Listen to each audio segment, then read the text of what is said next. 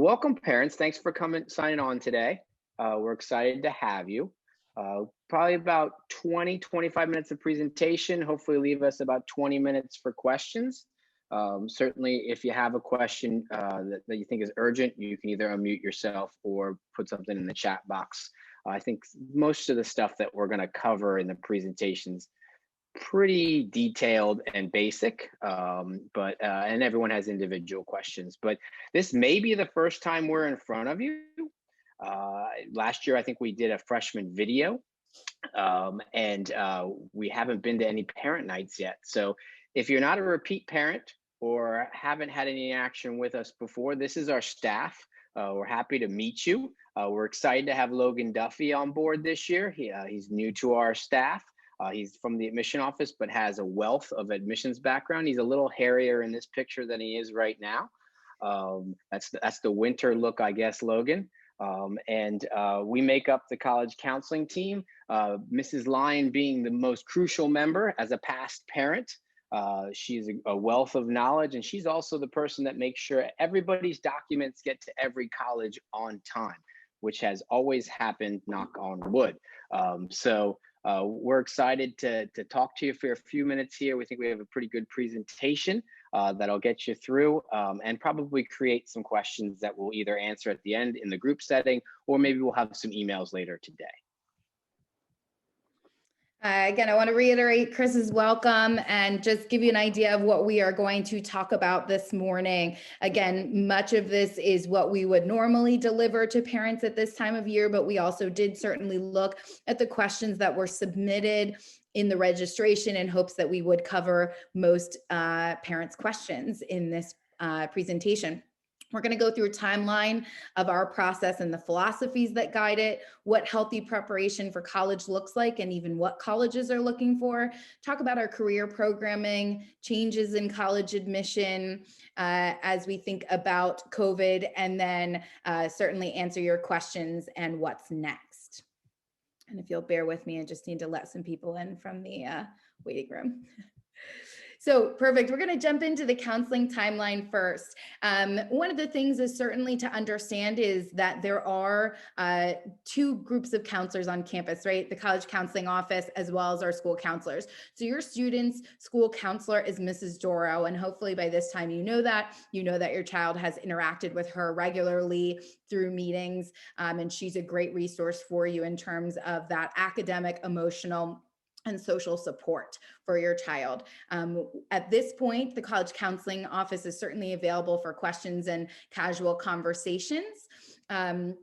And we do cooperative counseling until sort of midway through the junior year. I did want to highlight that we do have our resource board on your My Day, and there's a variety of different things here, one of which is the 4-year planning guide. So this can be a really helpful tool for you and your student to review. It's taking a little bit to load, but essentially what it does is it goes through each year and breaks down the responsibilities by what the student should be taking care of, what the parent should be taking care of that year, and what the college counseling office is taking care of in that year. So again, this isn't something I would necessarily print and every day check it and make sure you're on track, but a couple of times throughout the year and as we move into the summer. So maybe do a quick check-in and see sort of where you are at in terms of these different responsibilities. We do try to have some early exposure and introduction certainly to the classes, even though we don't formally start working with them until the junior year. We did meet with your students when they were freshmen last year, both in the class meetings, in sort of a general setting, introducing ourselves, as well as the great sorting game that took place at the beginning of second semester last year. Was something that helps to introduce students to the idea of what colleges may be looking for, but in a sort of fun group, casual setting. We will be also meeting with your sophomores soon for Cialfo access. So Cialfo is our online system. Those of you that are past parents might be more familiar with Naviance, but we did change to this new system and have used it now for the entirety of this year and part of last year. Been very happy with it. And we will be going into health classes on April 27th. So just in a couple of weeks here to give your students access to that, as well as start some of our career programming and some of that exploration. We obviously also have a variety of college programming that we invite your students to join, and for you to join in throughout the year. You'll actually be getting an email today with that information about some additional programming coming this year. One of the other things that we'll talk a little bit about later on are the optional summer meetings. And then this also gives you a timeline of when we essentially start working with your students, which is in sort of the November timeframe of junior year. So the philosophies of our staff, we'll share with you several times. You'll hear a lot of these messages over and over. We believe that the process is all about the student, that they're going to be the centerpiece, that we're all supporting them in their decision-making process, in their journey, and trying to help them make good decisions along the way. We also believe that the process in of itself is a wonderful growth process that also prepares them for success. We will, in the 18 months about that we work with them individually, we'll just see an immense amount of growth. When we meet with your children in December, some of them you might question if they're ready for college yet. And then by the time we're watching them walk across the stage of graduation, we're like, yeah, they've come a long way over these 18 months, because they have to self-advocate and they have to speak with adults on a regular basis about their candidacy. They have to meet deadlines. They have to look internally to act externally. They learn a lot about themselves in this process. I believe at this point, the casual conversations that you might have with your child are extremely valuable. I don't think it's a time to say, hey, family meeting tonight about college. But if there is a spark and an interest, or, I was talking to somebody about UD, or I know somebody, XYZ person's going to Johns Hopkins, or whatever it is. If they want to talk about college stuff for a couple minutes here or there, I think those are powerful things. We also, when we get started, and some of your families may be getting started already, the student needs to know their why before they know where. If they're talking about colleges right now in terms of, I want to go here, or this is the right place, I really think that's more external noise getting to them. That's somebody else talking about that school, or somebody else saying it's a great school. And it probably is a great school, but the student eventually needs to know, is it a great school for me?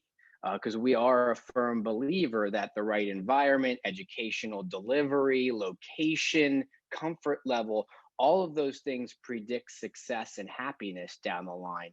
And that's why, part of the reason why we have a college counseling office, to try and ensure that the ultimate decisions that they make in terms of where to apply and ultimately where to enroll, we're having the best chance of success.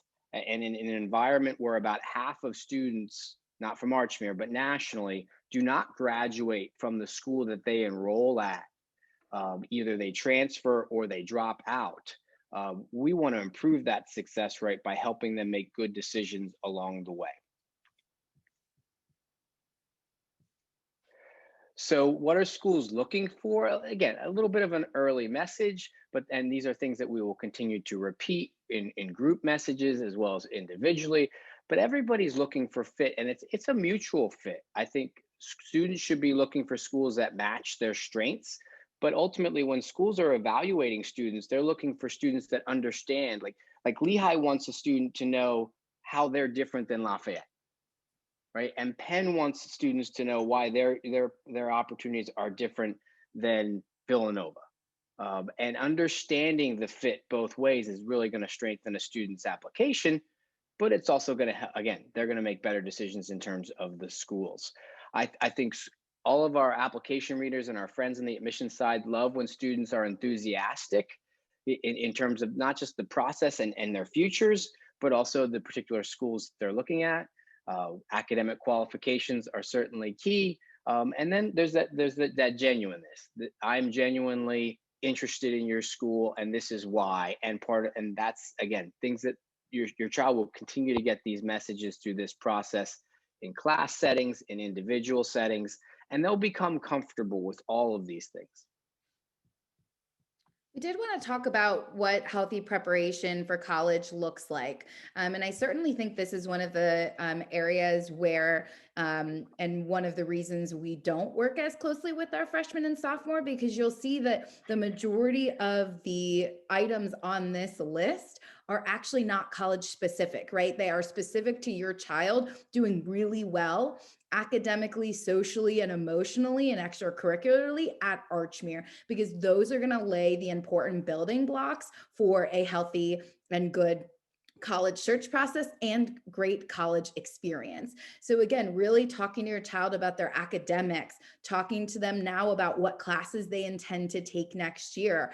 When we return to campus on Monday, students will have access to their course approvals for next year. They will be able to watch a course fair online, have conversations with their teachers. They will need a signature from you, and they will need a signature from Mrs. Doro in terms of what classes they're intending to take next year. So being active in that conversation, reaching out to Mrs. Doro to see how your child is doing, or or the teachers, or adding that extra support for your student that might need it. So again, a lot of these messages are things that we've really talked about. We do also often get a lot of questions, and did in the registration today as well, about the idea of major and how we can help a student identify a major. And while some of our career programming will certainly do that, we also want to make sure that everyone knows that it is absolutely okay if your child does not know what they want to major in. We get that message a lot from the media, frankly, that we have to know exactly what we want to do, or the children, our children do. But in fact, most students change their major in college. So allowing your student to explore options, absolutely important right now, but not making them feel like they have to know right now what they want to do. You're muted, Chris. Sorry, folks. Continuing with some healthy preparation, and everybody gets to these portions where we're thinking about these things at a different time, right? So again, some of your students are probably creating a resume already. Many are not. Okay. When we provide them Cialfo access in a couple of weeks, we're going to show them where they can record all their activities and their honors and their involvement, where it can be exported into a resume eventually. Not a requirement for a college application, but some students will like to have those. So we'll get them started on that. I think the one thing that we really like to highlight is the understanding of the process. And I think that's, in terms of students not wanting to get started or having some apprehension in terms of visiting schools or talking about colleges, they don't know a lot. And it's certainly in applications and decisions and scholarships and visiting. It's a lot of stuff to throw at a 16-year-old, and they don't understand. Perhaps they don't understand why they're doing it, or they don't understand what the future is going to hold. And that's really where our office's programming, I think, is one of our it's one of the things we emphasize. We want students to know why teacher recommendations are asked for, and what colleges do with their essay. And we want them to be comfortable talking to admission counselors, and we want them to understand why an engineering program might be a little more selective than an English program. And we really educate them a lot on the entire process and how the decisions are made as well.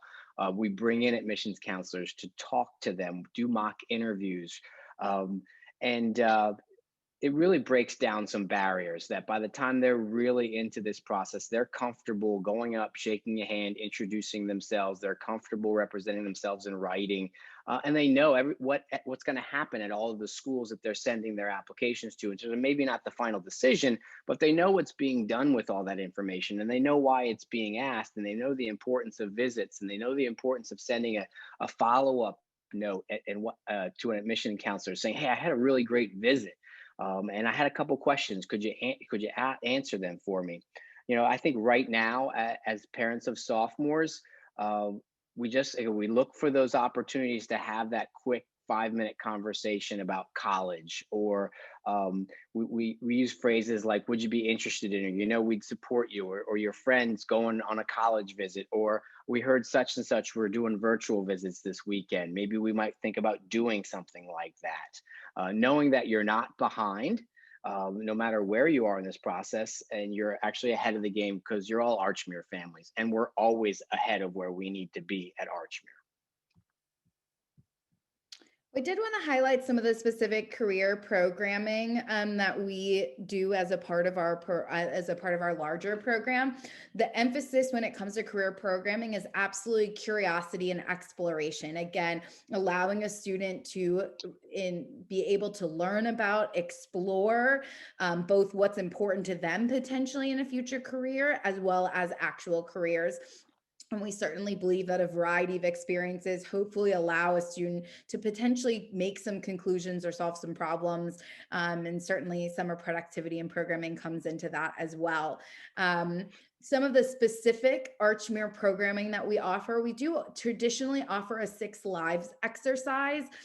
We will offer that as an option for your students next year. It would have traditionally happened at the end of last year. And so given that we were entirely virtual and in quarantine, we decided to hold off on that. And so that will be an optional experience for your students next year. And the 6 lives exercise is very values driven. So we don't expect a student to leave that exercise knowing what they want to do, but rather what values might be important to them.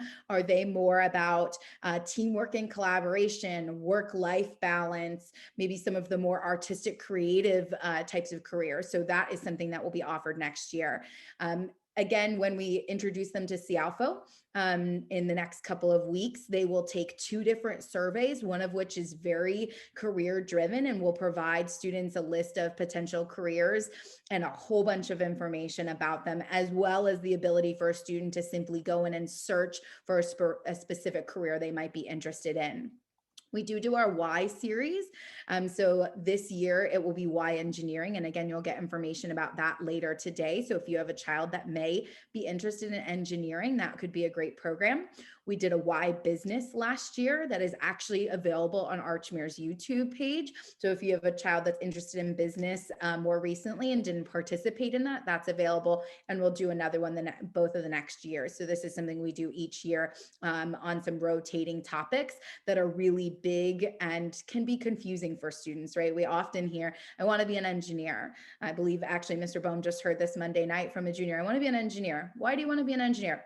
Well, I'm good at math and science. And if we have any engineers on the call, we know that math and science are certainly fundamental skills for being an engineer, but it goes far beyond that. And so we usually bring together professionals, current students, as well as admissions to understand the complexities of whether it's business, engineering, health science is another one we often do.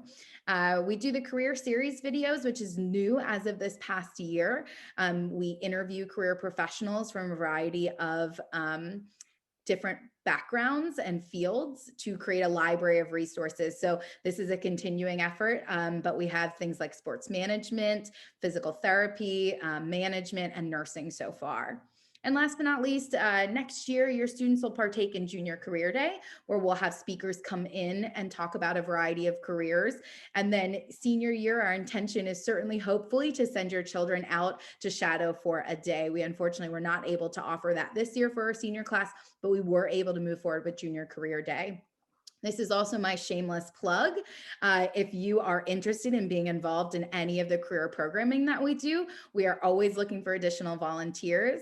The Archmere Network is probably one of the reasons, or among your reasons, for picking Archmere as the place for your child to go. And one of the certain benefits is certainly the network, including our parents. And so if you're interested, please feel free to email me and we'll certainly get you connected.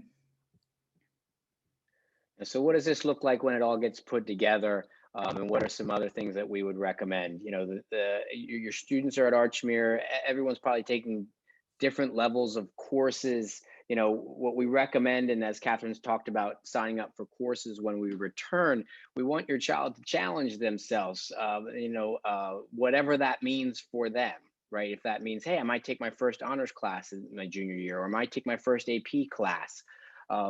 Those are things that are wonderful. Or it might mean I might take 2 or 3 AP classes. We want students to push themselves, because ultimately they're preparing themselves for success in college, not just success in the college admissions process as well. Hopefully, they're able to still, in some way, shape, or form, be balancing some out of the classroom experiences. We know, as well as our friends on the college admissions side know, that just some things over the last year just weren't possible. There were lost opportunities, there were lost programs, there have been lost seasons. That's unfortunately not different to other people as well. So there is that understanding in terms of when we get to the college admissions process as an evaluation process, we do understand that there were some missed opportunities. What are some things that maybe your child should be looking for right now, which again are excellent growth opportunities, but will also lead them to some success in the admissions process and success when they get on a college campus is, okay, should it would be great if we could be committed to things. There's a Harvard study out there that 4-year commitment to some activity in high school is the second best predictor of college success and retention after your high school transcript. That the ability to commit to something, spend 4 years doing something, trying to get better at it, perhaps taking on some leadership or responsibility positions within it, that will predict that the same thing will happen once that student arrives on a college campus. It might not be in the same activity. A student might play basketball for all 4 years at Archmere, arrive at Villanova perhaps, and not play basketball at Villanova, but that commitment and that resilience to stay with something will transfer to another responsibility. And that's what colleges love to see. They believe that what a student looks like in high school is an excellent predictor inside and outside of the classroom of what the student will look like when they arrive in their community. The same resource page that Mrs. Rigner pointed out earlier also has some wonderful summer opportunities listed on it. She's going to it. Wonderful. The summer guide has a blog in terms of the importance and strength of doing things when we're not being told what to do.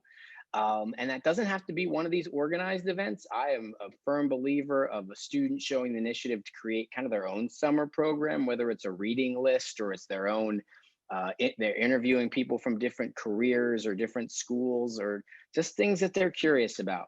Folks, if your children are curious or excited about something, whether it's a sport, music, a major, culture, whatever it is, we want them to get involvement and opportunities in those areas. We are a believer that stacking experiences are the things that they will pull from to decide on a major, to problem solve, and also those are the things that they're going to articulate in their application and essays and interviews.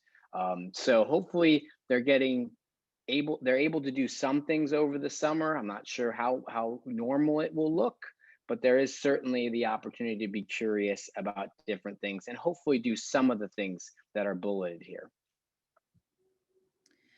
We certainly know that COVID and the impacts on college admission is on the mind of many parents. Again, something that certainly came through on the registration. One of the things we're going to say over and over again at this point is it's still too early for your students to know. And frankly, even as we talk to junior parents, there is still some things that we will still have to see what happens as we head into the summer and into the fall. Certainly one of the trends that has the potential to keep going are more test optional schools. For the current junior class, we do anticipate the vast majority of schools will remain test optional due to testing availability for students across the country. We just don't know if that will continue for your students, but we do know that some schools that were pre-COVID not test optional have now gone permanently test optional. So this may be a trend that we see continue. You have probably seen or heard about the competitiveness at some selective schools, at the most selective schools. Part of this goes hand in hand to test optional policies. We know historically that when a school goes test optional, their number of applications goes up. Certainly some of this is tied to pandemic anxiety and the unknowns of the pandemic when it comes to students maybe casting a wider net. So some of these things are tied directly to the pandemic. We certainly have seen a rise in selectivity at some schools for the past few years. So again, we will see moving forward what happens. What I will tell you will not change are the policy or the philosophies of our office, the way that we run our program, our belief in the importance of students really, again, leaning into this process, engaging in this process, thinking about fit, understanding fit. All of these things are going to remain the same. And again, that why is going to be even more important, both from the student's perspective of why specific schools or why specific majors, but also why things happen. So again, we will continue to talk to students about what it means for a school to go test optional. What does that mean in the review process and things like that? And as always, we'll continue to update and educate both you and your children with group and individual messages in programming, in our family meetings or individual meetings, junior seminar, and everything in between. So testing and some other topics. We'll start with testing, just kind of timeline and a little bit of information. And again, we send a lot of group messages out. We do things in group settings, in classroom settings, in presentations and programs. But a lot of the power comes in the specific conversations with individuals or the specific questions when a parent calls or emails us or a student stops in the office. So what we're sharing with you are some messages that meet the needs of probably 85% of you. If you believe you're in the 15% or things don't make quite sense, please just contact us. Students will take the PSAT in October of next year. There's also the National Merit Scholarship qualifying test. It's good practice and preparation. Some students are already practicing. Other students, this might be their first dive into testing in terms of the SAT or the, sophomores did have the option of taking the pre-ACT this year. AP testing, if your child's an AP student, obviously. We will offer practice tests again next year, as we did this year for the juniors. The sophomores were permitted to come in and get something to do online. Okay, but we will offer in December and January a practice SAT and ACT. For most of your students, their first testing would be in the spring of their junior year, the February ACT or a March SAT, and I'm using typical years. So that message could change. And we'll see about 10 to 20% of students perhaps testing in the fall. Those are our students who are usually in an accelerated math track of some type. Again, the individual recommendations may vary, but we are still, even though a lot of schools are going to be test optional, still recommending students test and then decide if they want to use those test scores. And sometimes the students that we talk to are using them at some of their schools and not at others. Most Archmere students end up being fairly happy with their test scores. So if it's a positive part of their application, we recommend they submit them. So we are still recommending that students consider testing, and test prep is something that we believe your course load will prepare students for, but like any other exam, we do think students should eventually prepare for these tests. Some students families will use outside resources for that. Some will use some of the free resources that are available. Just a reminder, there are SATs and ACTs, and that's why we try to introduce those to families or students to both of those in terms of the practice tests, as well as taking the pre-ACT in the sophomore year, because a lot of students, their scores are equal, but there are a handful of students that do better on one of these exams rather than another. And I will share with you that our average ACT score this year was actually higher than our average SAT score. So always want to make sure families are aware that there are two potential tests that schools will accept. We'll start in terms of programming. Our classroom information is shared in our college seminar class, which will start in the second semester of next year. Okay, we will have our college panel in November, individual meetings in December, and then start courses in February, I guess the end of January, early February, and then family meetings next March. Okay. So it goes fast, guys. As the parent of a high school senior right now who just made her college choice, you get on that Facebook timeline and you see something that happened 6 years ago, and you're like, oh my gosh, that's my baby. They're going to college. So enjoy as much of this time as you can, because we'll be talking about this stuff really quickly. And some closing thoughts before we get to questions. And I know there's potentially a couple questions in the chat, and then we'll also open it up for other questions. As Chris said before, we firmly believe that you are not behind. Wherever your child is, wherever that you are in this process, that is where we will start. Archmere is incredibly accelerated when it comes to the college search process. And for many students, that works well. And for some students, they're not quite ready yet. And so there is still plenty of time. We are absolutely still in that time frame where engaging when your student's ready to engage is what is best. And believe me, there are things in place to engage those students later on that aren't as engaged, particularly in the junior year. Of course, ask questions by phone or email if you have them, or even better, encourage a child to stop and ask. A great example is if they have questions about their courses for next year and how that might impact college or their senior year schedule. Those are definitely things where we can have quick, casual conversations with your children. As we will always continue to say, the college search is about the student always, and is going to be different for every student, and is going to be guided by the student, their interests and their passions. We will send out at the end of this year to both students and parents a summer to-do list of things that we recommend that you do over the summer in preparation for junior year, specific to the college search process, as we will get started with you in about November. And last but not least, again, we will offer Rising Junior Family Summer Appointments. These are 30-minute meetings that have no agenda. It is completely up to you and your child what things you would like to talk about. And so we will offer those. We will typically email that out at the end of May or early June. And those happen throughout June and into July as well. So those are a great opportunity to provide us an ability to chat on an individual basis. That's much more difficult during the school year for us. And so again, those are going to be a great opportunity for parents as well. And I really hope that we have the ability to do those in person this year, Mrs. Rigner. Yep. Although the virtual has opened the opportunity up, if some of you are not in the area over the summer, that we were able to meet with some families last year that we normally wouldn't, because we didn't even think about doing them on Zoom. So there'll probably be the ability to do both, I think. I was fingers crossed on that. Yeah. So I'm just going to stop sharing my screen. And again, we certainly invite your questions.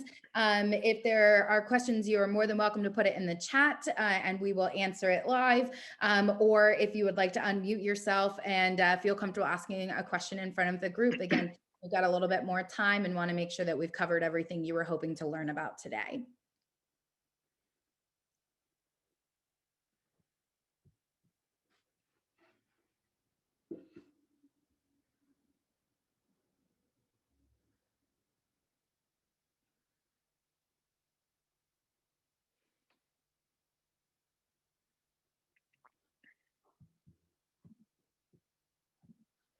Okay, so we had a question in the chat about scheduling courses for next year. Should a student speak with the college counseling office? We welcome that discussion if they feel like they need to or want to have that. Our office meets with rising seniors to discuss their senior courses and the impacts that might have on their college decisions, as well as preparation for college and perhaps a specific major. Occasionally, one of the school counselors will pull us into a discussion about scheduling, because the student will specifically raise the question, how will this impact? Or I want to be a nurse, what should I be taking? Or if I don't take this year, can I still take it next year? Some of those discussions. So we will be pulled into some conversations, and if a child knocks on our door, or actually our doors are usually open, so if they usually just walk in and says, Mr. Boehm, I have a question about my rising junior schedule. Can you answer it for me? We will always, the door is always open. We'll always engage them in conversation, try to help them as much as we can, and be a part of them creating a rigorous and challenging, but also something that they can balance in terms of their academic schedule. And you, as parents, certainly can reach out to us as well if something isn't making sense, or you're questioning something in terms of how might this impact my child down the line a couple years when they apply to college. We did have one question in the chat about when are students assigned to the college counselor. So we do that at the end of the summer, and students will be, when they return to campus, will get an email kind of reviewing some of the important dates that will come up related to the college process, as well as who they've been assigned to. Absolutely. And then there was another question as well, and then I'll get to the longer one. I can't read that one quite as quickly, but about in-person tours. So I certainly think that both Mr. Bohm and I believe that in-person tours will come back. In fact, some schools have continued to do them and some are just starting to. I will say that this spring in particular, most schools are reserving in-person tours for accepted seniors who have not been to campuses yet or potentially have not been to campuses, but we do believe that summer will open up some opportunities. It also opens up weather-wise, as does the spring, for things like outdoor information sessions. There are still a lot of schools, though, that aren't allowing students on tours into buildings, so that's something to be aware of. But we do believe that we will continue to see that. The fall is up in the air in terms of, again, what that will look like. No, we do believe we are starting to see and are already starting to see that movement. Yeah. And that makes a good point, Mrs. Rigner, that in that checklist that we send you over the summer, and we modified it last year, but generally we ask that families have visited 2 to 4 schools before we meet with the student individually in December. Now, visits look different. Now, we've changed that to visit or virtually visit. And that can be any school, because what we're trying to do is introduce them to different settings, different educational deliveries, different sizes, different locations, because we want them to actually have seen what they think they want and maybe see some diversity in terms of that. But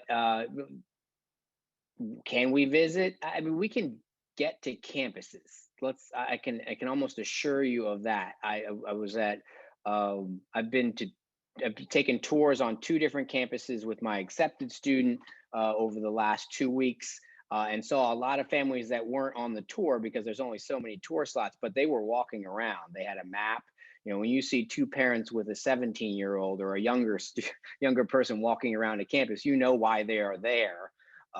And you can do that at most campuses. We have Archmere students at many campuses that I'm sure would be happy to show you around if there's not official tours. But as Mrs. Rigner said, I really believe we're going to see a lot of campuses open up this summer for visitors. And again, it might look a little different. We might not be going into a build. I know University of Delaware is not taking students into buildings, which really frustrates some students. But at least they're able to walk around, see the sites, talk to students, and get a better understanding from campus than just what's on their computer screen. So whenever you are comfortable and the colleges are comfortable welcoming you, we encourage you to get on a couple campuses. I don't think it's urgent that you do that now, but you know, if it's possible and you feel comfortable doing that by mid to late fall, we think it helps accelerate the conversation with students and their families when we sit down individually with you. But that can also be virtually as well. I just got another question in the chat about basically the timeline of taking tests and which tests to take. Should a student plan to take both the ACT and the SAT in the spring, or how do the pre-ACT and PSAT results come in? It's a little bit of both. So we do have students that after the pre-ACT and PSAT, and maybe those 2 additional testing opportunities that we offer in December and January, that have a very clear test that is the one that they do better on and or are more comfortable on. So those students may move forward with only one of the tests in the spring. There are other students that the results from those 2 tests are similar enough that a student might move forward with taking both of them in the spring. Essentially, our advice is to thoroughly, provide opportunities for exposure to both tests to see if there is a student that has a strong preference. I had a student one time that had a 250-point difference between their ACT ACT score and their SAT score. That is incredibly significant in terms of those differences. So for that student, moving forward on the ACT was absolutely the best path. So we don't say, we don't require or strongly recommend that a student absolutely have to take a real SAT and ACT, but they absolutely should really evaluate the opportunities. And again, that's why we offer both the pre-ACT in the sophomore year, the PSAT in the junior year, and both of the opportunities next December and January. And there was a question, if a student missed the opportunity to take the practice SAT this year, we will offer it again next year. So your child will actually have two quasi-SAT experiences, both the PSAT in October and the SAT in January, and then they'll have a practice ACT in December as well. Absolutely. And another good comment down there that if you do decide to work with someone external to Archmere on assisting your child with testing, one, we have a list of outlets that past Archmere students have used or families have used. We don't recommend anybody because there's just varying successes. We survey our seniors every year. Did you do test prep? Who did you use? Did you like them? And it's across the board. Obviously, if their scores went up, they were really happy. If their scores didn't go up much, they weren't very happy. If their scores didn't go up at all, they were really unhappy. There's the opportunity to take both the full tests, and then some testing centers will have assessments where they'll give you partial tests and say, will I gravitate toward one of these or the other? There's subtle differences in the testing. And there's some major ones. I mean, the SATs half math.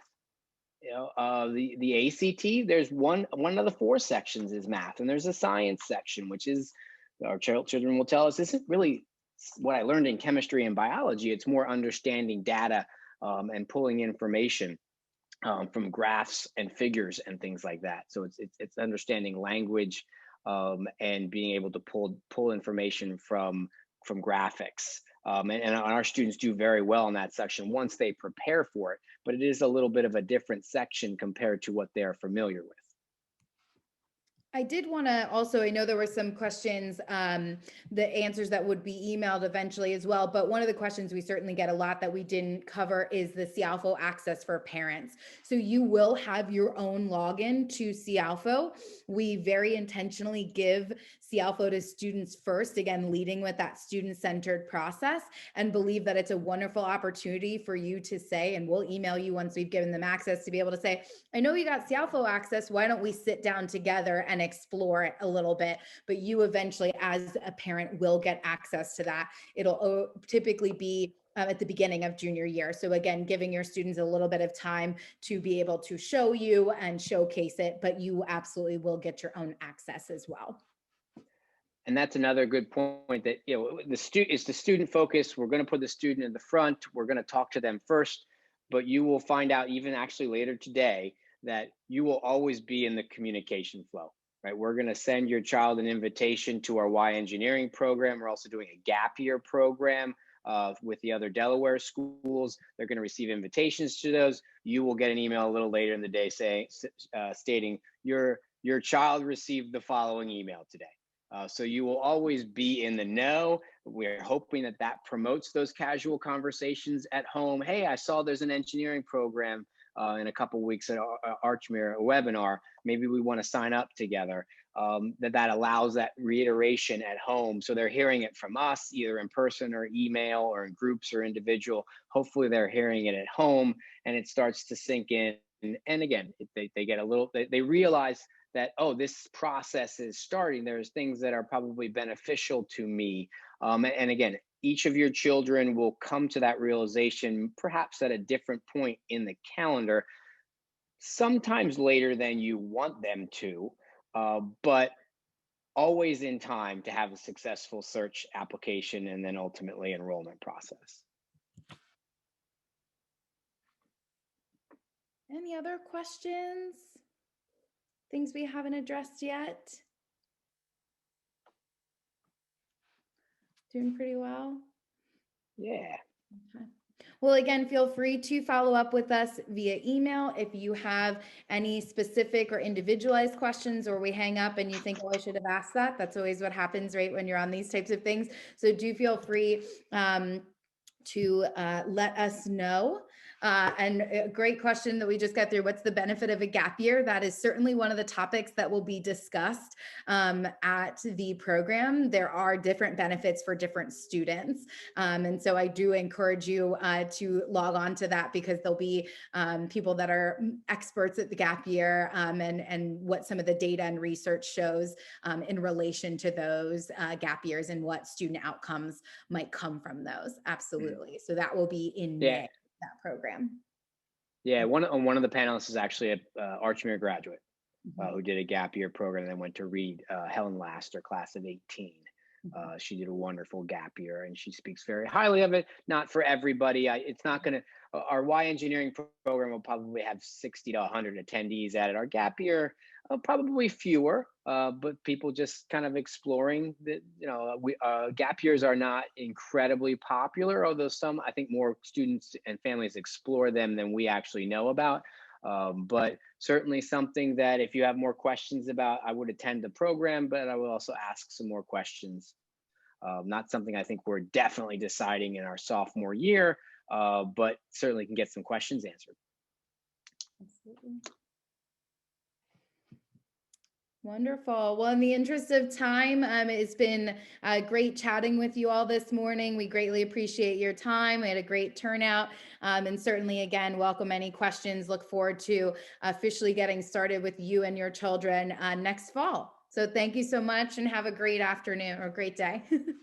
Thanks. Take care, everybody.